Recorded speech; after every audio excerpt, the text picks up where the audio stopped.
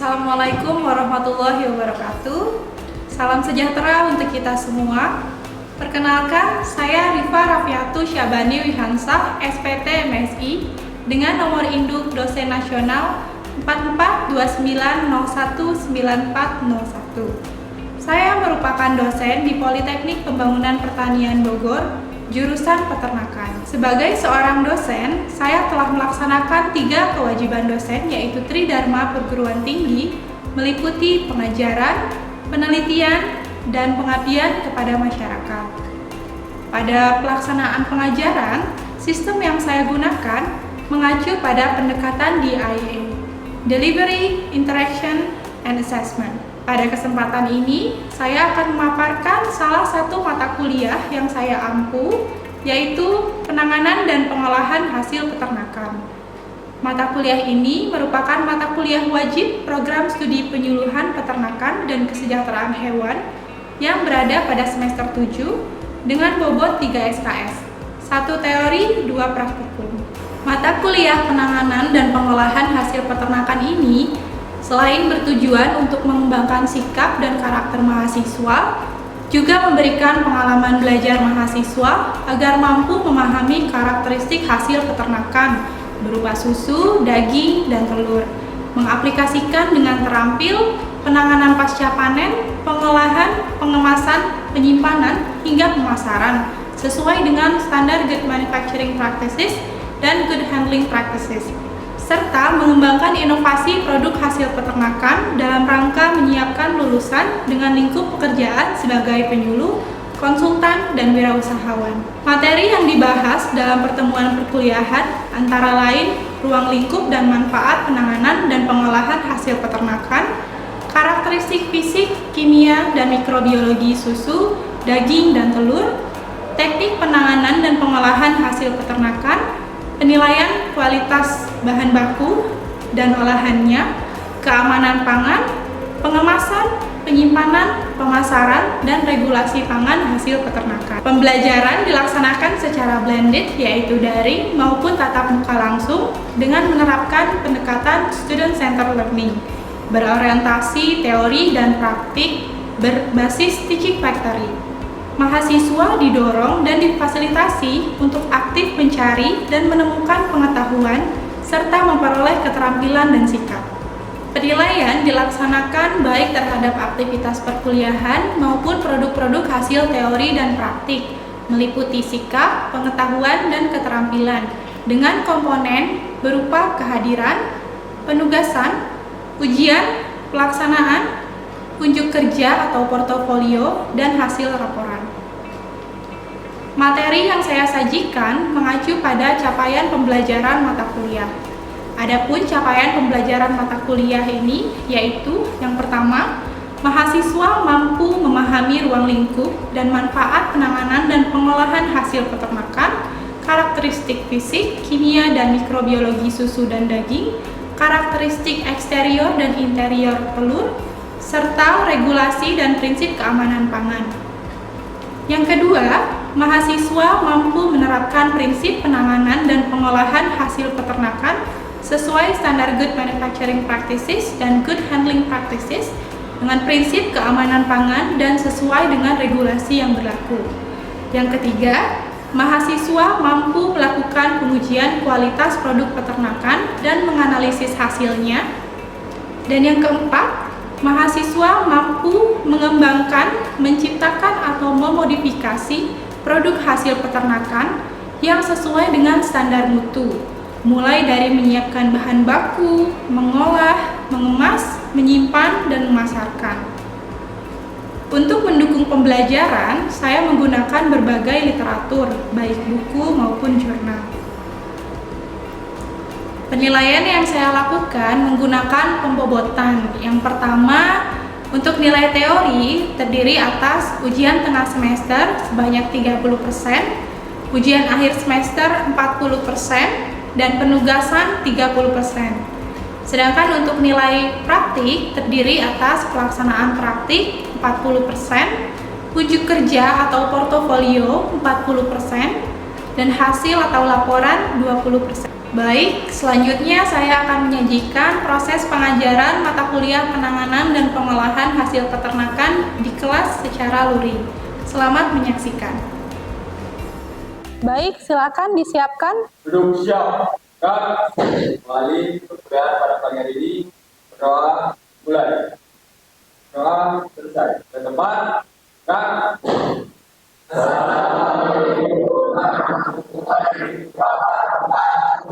Waalaikumsalam warahmatullahi wabarakatuh.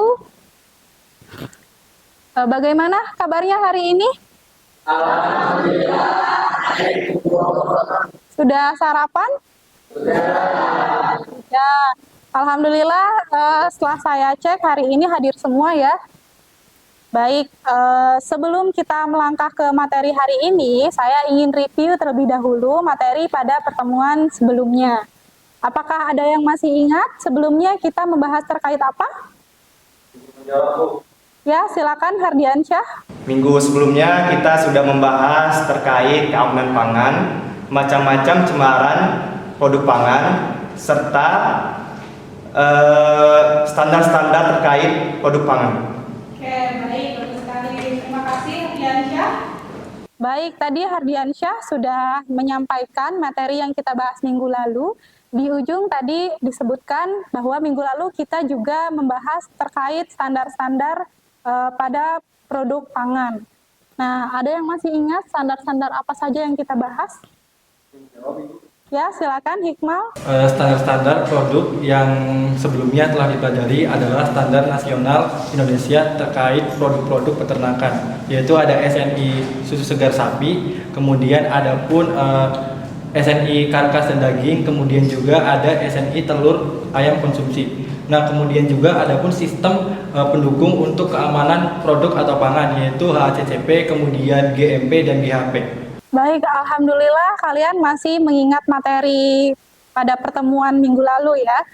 Nah, hari ini pada pertemuan ketiga kita akan membahas yang lebih spesifik lagi, yaitu teknologi susu. Nah, di sini ada tujuan pembelajaran. Jadi ini yang harus kalian capai hari ini.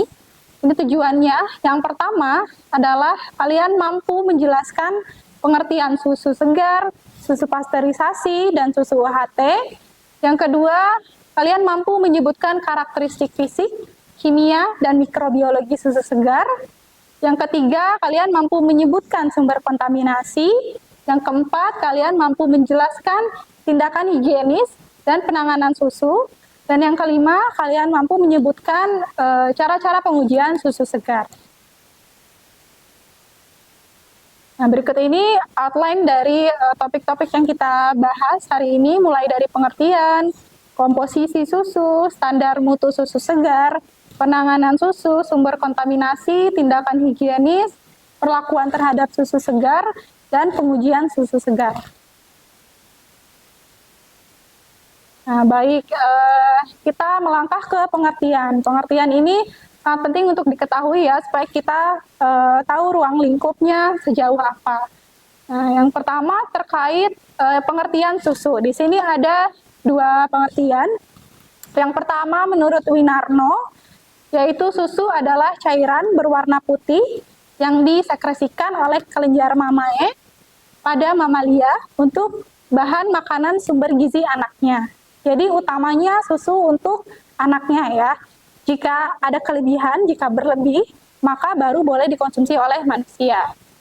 Kemudian menurut Brunner, susu adalah hasil sekresi mammary gland sama kelenjar mamae yang mengandung globula lemak teremulsi, koloid kasein misel terdispersi, protein terlarut, laktosa, garam-garam, dan enzim indigenous atau enzim yang memang dibawa oleh susu atau sudah berada pada susu seperti lipase, proteinase. Terkait pengertian susu, tapi sudah ada beberapa tipe ya, ada susu segar, ada susu pasteurisasi, dan ada susu UHT.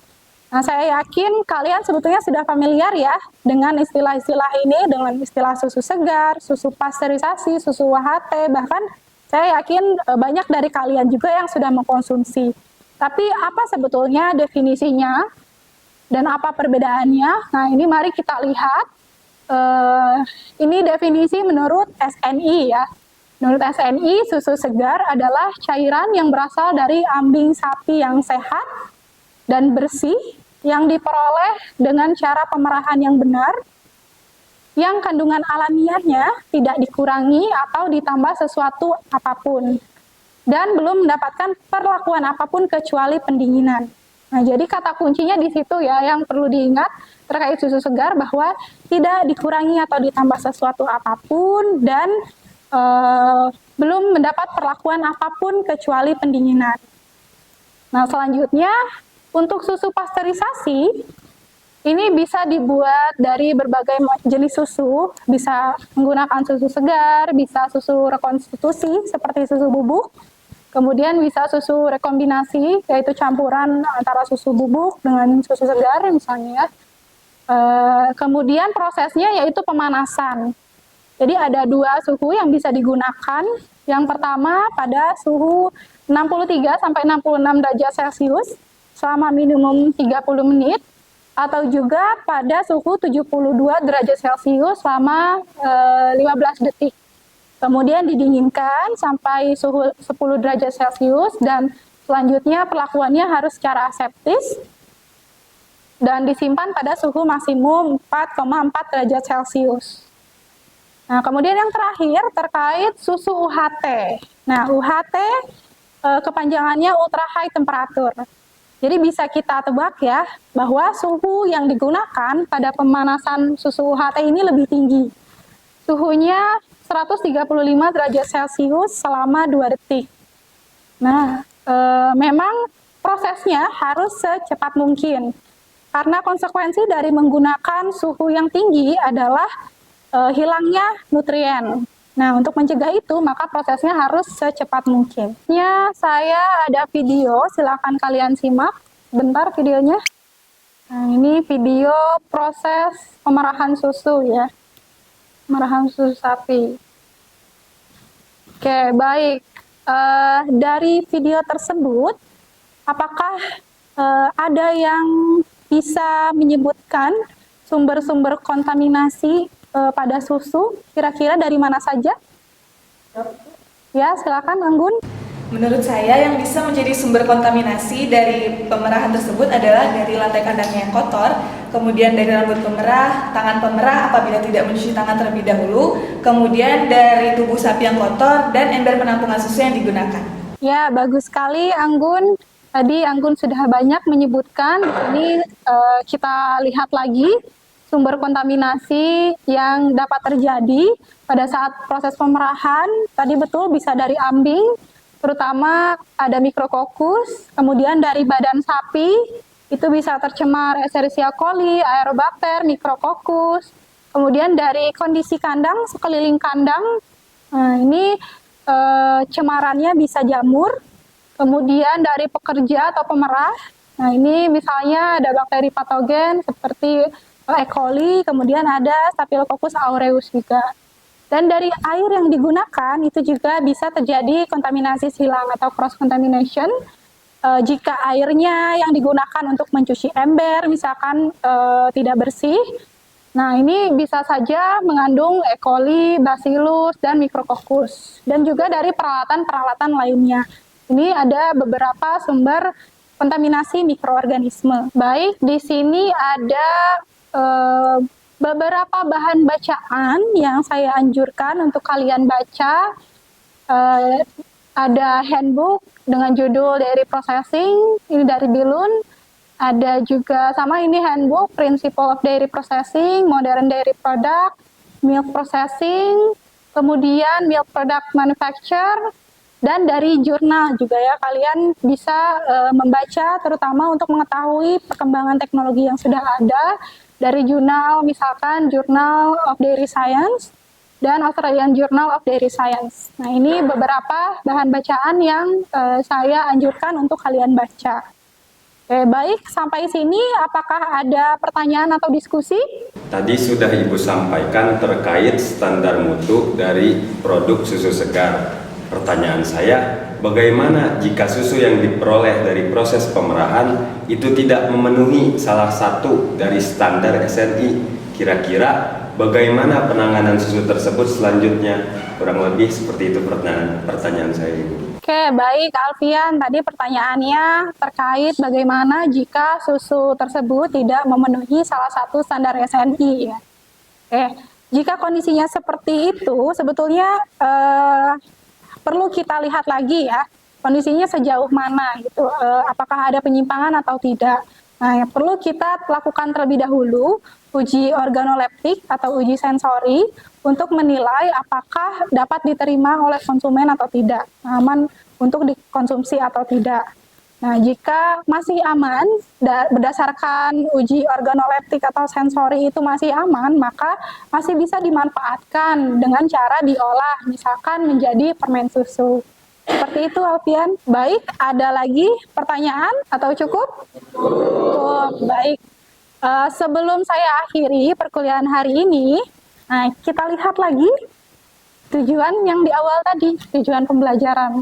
Nah, saya ingin tahu sejauh mana kalian bisa menjawab pertanyaan-pertanyaan atau mencapai tujuan kita di awal tadi. Nah, sekarang saya minta kalian untuk mengeluarkan handphone kalian. Nah, ini kita sedikit bermain ya. Hari ini kita kuis. Menggunakan quizzes, silakan kalian scan QR code di sini. Ya, sudah? Lihat nggak? Silakan kalian masukkan kodenya. Nah, ini sudah ada yang masuk. Tarun, silakan yang lainnya. Sudah ada Aisyah, Prensi, Jelika, Hikmah, Finka, Alex, ya, Hanif, Al-Fauzar. Oh, ada yang masih mengerjakan. Dandi belum mulai. Oh, baru mulai. Alfian juga masih ya.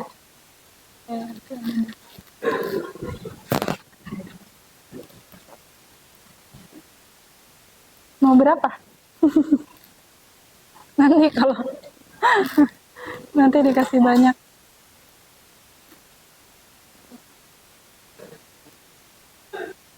Dandi.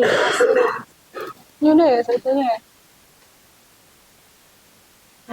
Kita lihat. Aisyah. Oke, yang pertama Aisyah, yang kedua Dandi, yang ketiga Acep ya, Acep Anugrah. Jadi memang selain ketepatan juga kecepatan ya di sini. Oke, baik, nanti akan saya review ya pertanyaan mana saja yang kira-kira banyak yang tidak bisa menjawab. Nah, ini sudah terlihat nih. Nomor 4. Nah, nomor 4 ini banyak yang salah. Nomor 3, nomor 4 ya. Baik, demikianlah perkuliahan kita hari ini. Mudah-mudahan bermanfaat. Sampai jumpa pada pertemuan selanjutnya. Pada pertemuan selanjutnya kita akan membahas masih tentang susu, tapi mulai ke olahan-olahannya. Nah, apa saja olahan-olahan susu. Baik, akhirul kalam, billahi taufiq wal hidayah. Wassalamualaikum warahmatullahi wabarakatuh.